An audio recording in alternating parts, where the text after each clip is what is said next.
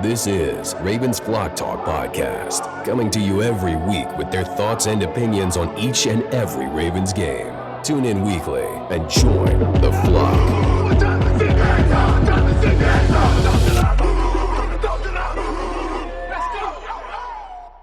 This is Ravens Flock Talk. I'm your host, Brandon, and my dad joins me as my co-host. And this is what, week 8, I believe? Week 9. Mm-hmm. And another blowout win at the bank. Unexpected, to be honest with you. The point spread did not think Vegas, I should say, did not think this at all. And we just showed out. It's where it seems to be like Ravens have actually gone back to the old ways of opposing teams trying to get these tough wins in M&T Bank. Because I said a couple podcast episodes ago, I believe that it just seems like, you know, we just haven't been as tough in our home stadium. And these last 2 games, they proved me otherwise. I mean, it was absolute all-out dominance on both sides of the ball. Not much more you can say besides that. I mean, this game was really Keaton Mitchell's game. Really showed out the rookie, and I'm happy for him. Another weapon that we can add to our list. I know he's been dealing with injuries. Defensively, it just seemed like everybody was making plays, from Geno Stone getting another pick to Oweh here and there, Clowney, Michael Pierce, Patrick Queen, Kyle Van Noy, Queen, and Roquan, of course. So, man, I mean, we can hit you from all sides, it seems, and to go and have these blowout wins against 2 playoff teams. The Seahawks and Lions are going to be mostly playoff teams, if I had to put a bet on it. And to dominate like that is very impressive. Yeah, we finally got a blowout win again, right? Last time was Detroit. I'm happy to see this. So it's not a nail biter, down to a field goal at home. And as you said, it seems like it's so hard now at home where it shouldn't be, but a good win. And I give the credit to the defense. So if the game ball at the end of the game, I don't know what it's going to be because we're just broadcasting right after the game. But if it's a game ball, it should go to the defense, to me, in my opinion. Yeah, I mean, looking back the last 2 weeks, really 3 weeks, all 4 even, all the way back to the Tennessee game, 4 straight weeks of teams out of our division. We're on a 4-game winning streak. It sets us up perfectly for these in-division games coming up. We have Cleveland next week and then Cincinnati, both home games for us. It sets us up perfectly to play those in-division teams because those games are always hard. Injuries right now are limited, which is, again, another week of us saying that. It's nice to say that. Yep. And to go against these tough games coming up with a healthy roster. Yeah, when we looked at the schedule early in the year and we knew at the second half of the season that it was going to be this Cleveland and Cincinnati roll here at home, if we could just take care of business away, we did, And so that feels good. So we're set up perfectly to come back home and play our division games, Brandon. And I feel good about it. I feel good today. You could, in the third quarter, you could relax and say, this is not going to be a nail biter again like we're used to. It feels good. Now we were actually looking at the other teams and what they were doing for a change in the league. And I tell you what, though, Pittsburgh got lucky. I swear to good God that they got lucky with that win, and if it wasn't for that, we would be sitting even prettier. Yeah, I mean, if you look at our division, Cleveland and Pittsburgh have really been pulling these wins out of nowhere. Backup quarterback for Cleveland. Pittsburgh should have lost against us, should have lost against the Rams. They squeak one out on, Thursday night. So we had to. The pressure was on for us to keep pace because you drop a game, right? Now you're treading water. And Seattle was no slouch, Brandon. That was a good team coming in. So nobody knew. The spread was only -6 +6. So nobody counted on this or thought about it. So now they're looking at the Ravens as a real contention to go into the playoffs and deep into the playoffs, I should say. Okay? Yeah, I want to go off of what you just said. But first, I mean, before this game, Lamar's remarkable record against NFC teams, 17-1, now 18-1. And I told you before the game, that just goes to show, like, when you're not in the AFC, especially not in our division, how do you prepare for a guy like that where you barely see him? You don't, you know he's fast, but when you get on the field, then you really realize it. I remember, I think Cameron Jordan from the Saints, star defensive end, was like, I knew he was fast, but man, he's really fast when you play him. And these NFC teams and players, they just don't know, you know?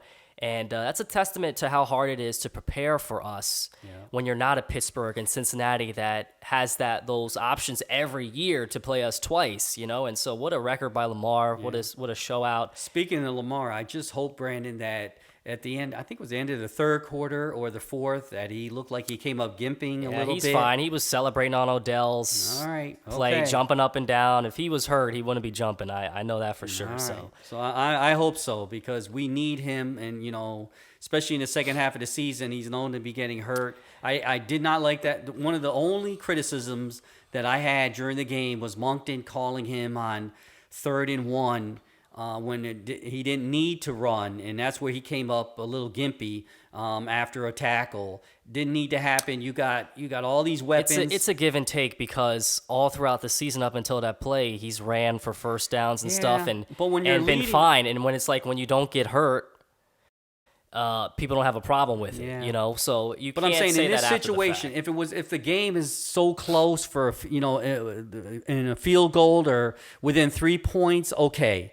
But when you have the game in hand, I say to Moncton, please, you know, you got too many weapons on running backs. Don't get him. You don't even jeopardize the fact that he could get hurt. But that's my only criticism with the calling. And I think the play calling by Moncton was great.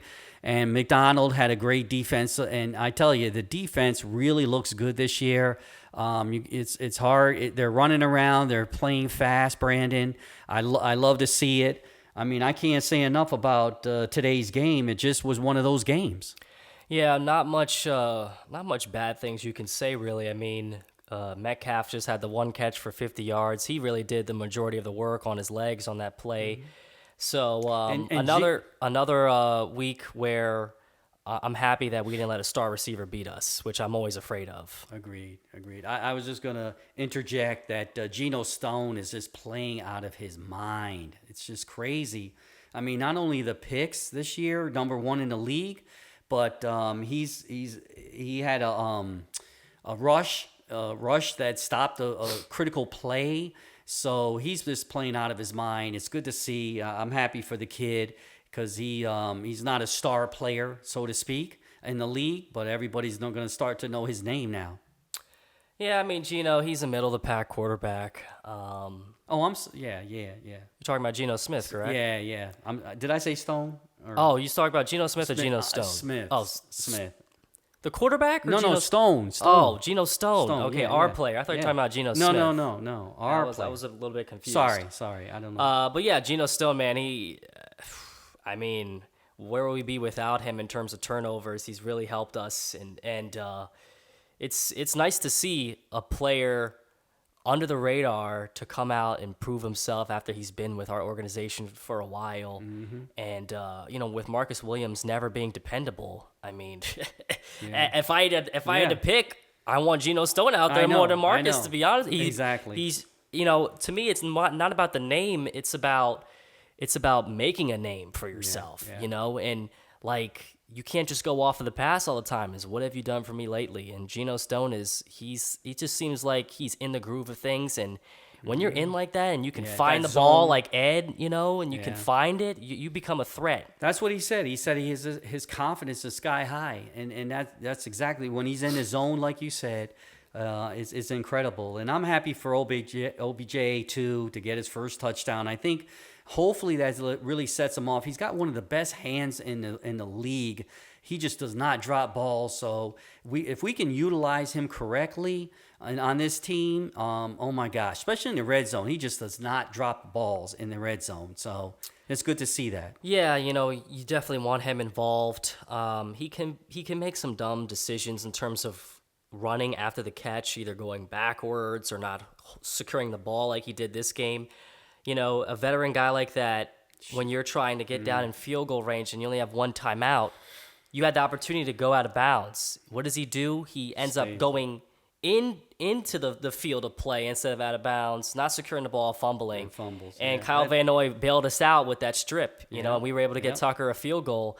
So it negated that dumb play by OBJ. But as a veteran, man, you gotta, you know, Totally agree. There was some moments during the game where I thought we were gonna slip up and let them back in the game, and fortunately, you know, we stopped their momentum multiple times and added on to that too. But I mean, this game really was like your old ground and pound Ravens smash mouth football. And a lot of blitzing. I can't emphasize enough. I mean, a lot of sack. Number one sack team, I believe. Yeah, sack. So. Roquan was blitzing on the edge. Hamilton was blitzing on the edge.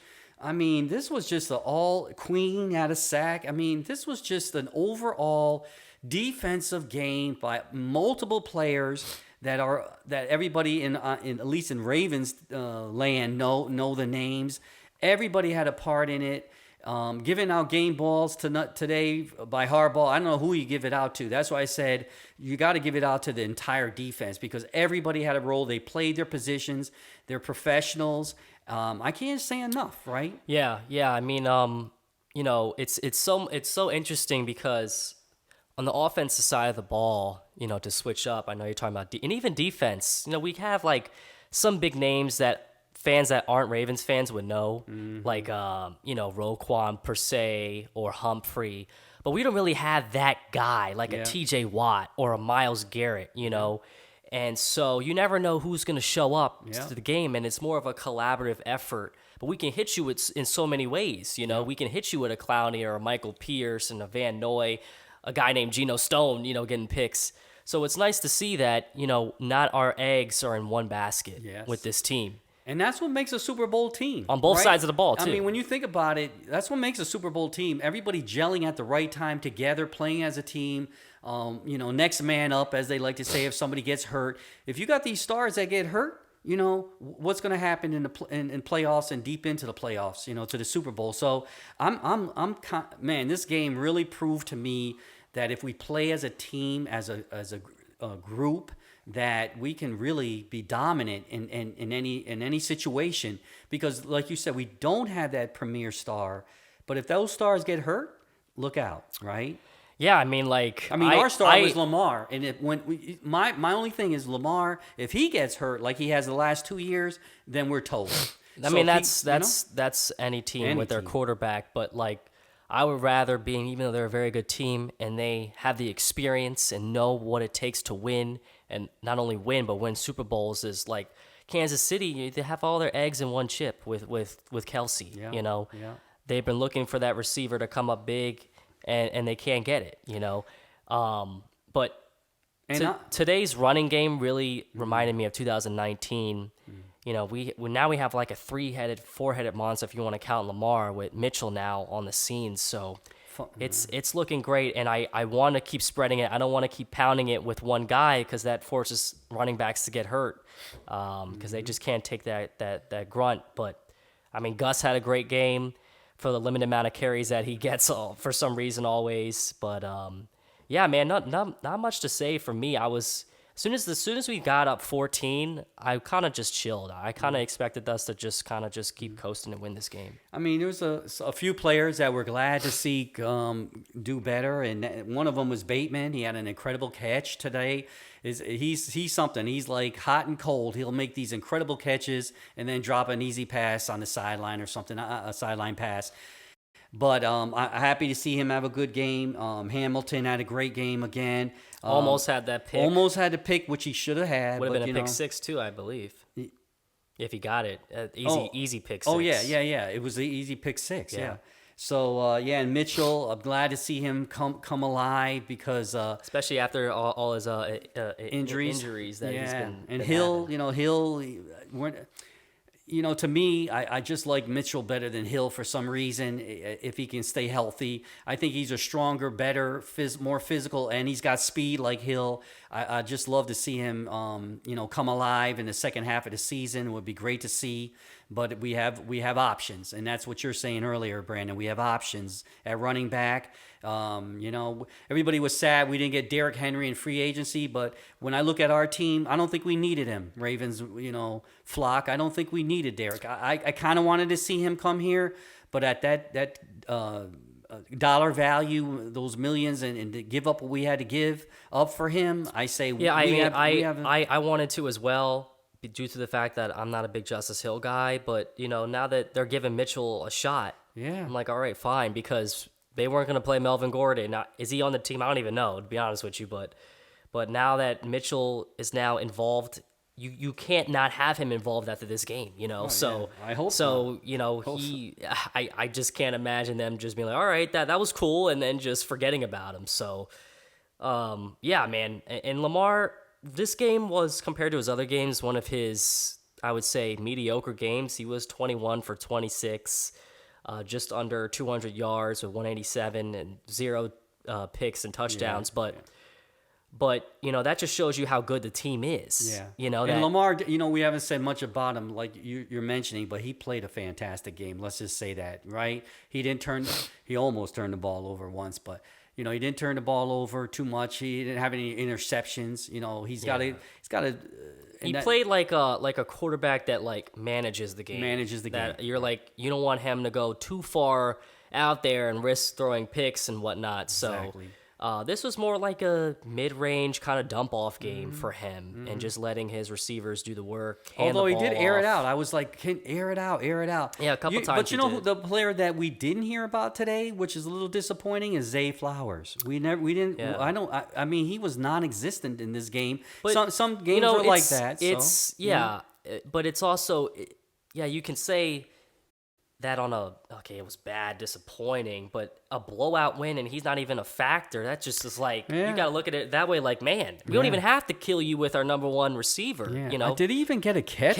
One catch for 11 yards. Wow. Can a Cincinnati or even Buffalo say that? If Diggs gets one catch, you think that they're going to win that game? Exactly. So I want a star guy. Trust me, in a free agency, I want them to go after a T. Higgins or even Devontae Adams. But if you can scheme right and use your personnel in the right matter in the right fashion, you can win games like this, especially with this defense. I didn't think about it like that, Brandon. You're absolutely right. I mean, when you don't even utilize a Zay and you can still win in dominant form, that's a good sign. I'll have a problem with it. Let's say if it's a close game, right? Yeah. And he's got one catch, a crucial game against Cincinnati, Pittsburgh.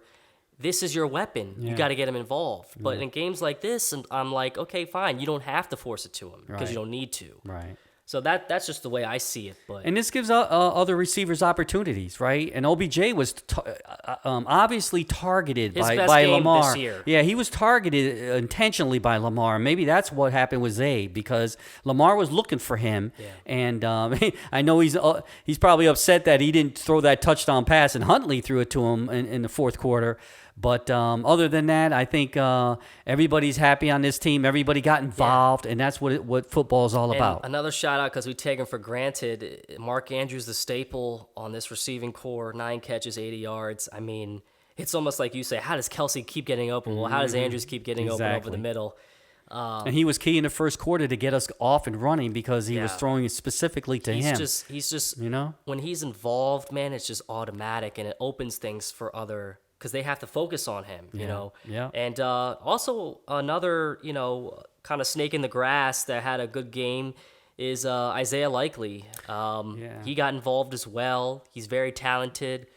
Doesn't get as many snaps due to Mark, but he's another weapon that we can hurt you with and maybe do a 2 tight end set if need be. So just think if Bateman and Likely could really just take off and be a factor on this especially team. Bateman, because he gets more snaps. I mean, Likely has limited opportunity due to his position, but Bateman, he got 3 catches this game, which is a lot for him. Usually it's 1 or 2. 1 or 2. So, but I'm saying if those 2 guys can be help this team and be a factor, because people aren't, defenses aren't looking for them in particular, right? And Zay could be a decoy, and Andrews could be a decoy for these guys that to step up and have huge games in this critical second half of the season, right? So I'm pumped up. I'm telling you, I feel good, of course. So, but you know what? It's funny. It's like some podcasts we say a win is a win, and but this one was when you have a dominant win and you see everybody involved, you have a lot of hope for the future games because they're going to be critical. It's in our division coming up, Brandon. We're going to need every player to step up, be a professional, do their job. It's going to be good. We're playing Cleveland next, and Watson's going to be playing. He didn't play the first game, so it's going to be interesting. Yeah. It's going to be I'm looking forward to it, though, because I think we're ready. We're coming into our own. Yeah, momentum. I hope we peak in the second half like we should, but we can. We're definitely riding momentum, but they are too. I mean, they've been competitive with a backup for various weeks, and now that he's back, they just had a blowout win against the Cardinals, who we played last week. Close. Kind of close. But, the one thing I said I wanted to go off of what you said earlier, and this is kind of really the last thing I really have to say is I mentioned a couple weeks ago, I think this team is a Super Bowl team. That would be my early bet. And Tony Romo said that this game on the broadcast. And I remember, I think last year he said in the middle of the season, I think these two teams are going to go to the Super Bowl, and they were Kansas City and the Eagles. And he said that with us this year. Hopefully he's correct, but obviously good karma. Obviously, I said it, and now other people are seeing it as well. And I stand true to it. And these games are big, these against playoff teams like this. You just got to stay healthy. But if I had to put my chips on a team, I really believe in this team. And I said a couple weeks ago on the podcast, I said I haven't felt like this since 2019.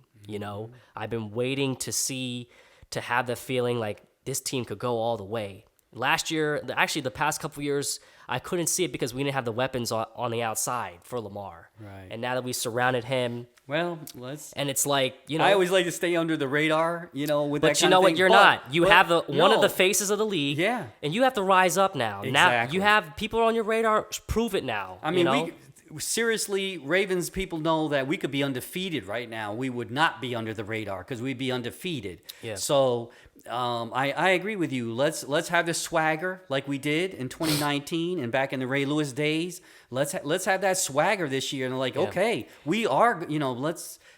I want the players to brag and talk a little trash because we are good. I will disagree with you on that because just go out and win. Let your play do the talking. Yeah, because I say that in the locker room, not in the media, but in the locker room. Some of these teams that talk like some of the Pittsburgh receivers even or Philly, Jamar Chase, what have they won? Yeah. So. But I also said, too, a couple weeks ago is we got to fight for that number one seed. That's the only seed that gets home field advantage and a bye. Mm-hmm. Now, I'm a proponent of the bye could hurt you because now you're resting and you're cold rather than in the momentum of the season and keep playing and playing. A bye cannot always be good for a team. But I'm a proponent that playing at M&T Bank Stadium sounds a lot better than playing at Arrowhead. Exactly. So you got to go after the Chiefs and keep up with them. And the other side of that on a bye is you get some key players are dinged up. I'll say they get a chance to rehab and rest, and that's what especially the veterans. It really means a lot to get that extra. But week. when we were the first seed, it hurt us. Yeah, it hurt us. I think it was an anomaly, and that happens. But it happens in all sports. It happens in baseball too. You see it with baseball a lot. Actually, a lot in baseball. So. The main reason I want the number one seed is for home field advantage because if they're going to play like this in M&T Bank Stadium, and this is no scrub of the teams, Lions are no scrub, Seattle's no scrub, then hell, I want home field advantage. You're probably going to hate this, Brandon, but home field, what was really good about home field is Justin Tucker. Because when a game is close and on the line and he's at home in his familiar territory and we need to win by a field goal, that's when the Ravens say, okay, we got this. When it's a 55, 58-yard, 60-yard field goal to win the game, in a playoff game, I'll bet Tucker on any other kicker in the league. So that's where home field to me is the advantage. So. I also forgot, too, that they mentioned OBJ. It was his birthday today, so he got a touchdown on his birthday. That's right. But yeah, I mean, that's all I really have to say this week. Next week we go and play Cleveland. The next 2 weeks are big, Cleveland and Cincinnati. And that Cincinnati game is going to be our first primetime game. It's going to be a night game. So you might see them in the blackout unis, but we'll see when we get there. But big win. We needed this win at the time of this recording. Cleveland won. Pittsburgh won on Thursday. Let's hope Cincinnati loses tonight. Yeah, I was just going to say, we don't know what's going to happen with Cincinnati, so hopefully Josh Allen can play his butt off. But we're in a good position. We're second in the AFC, just behind the Chiefs, and their big win dumped Miami down to the number 4 seed if the playoffs were to start today. So we're looking good. And it's actually such a nice feeling when you see players rise up in the middle of the season that you haven't seen all year, like a Mitchell, and it's like, oh my gosh, you thought you saw this whole team, now you just added another component, dimension with this guy if he can stay healthy. So I'm loving it, man. I have a lot of confidence in this team. These past couple of weeks I haven't been like on the edge of my seat like we kind of were in the beginning of the season with some of these games, and hopefully they can build off of that. Agreed. Great win. Happy to see it. Looking forward to the next two games in our division, and we'll see what happens. Yes, we will see. So please tune in next week as we play the Cleveland Browns.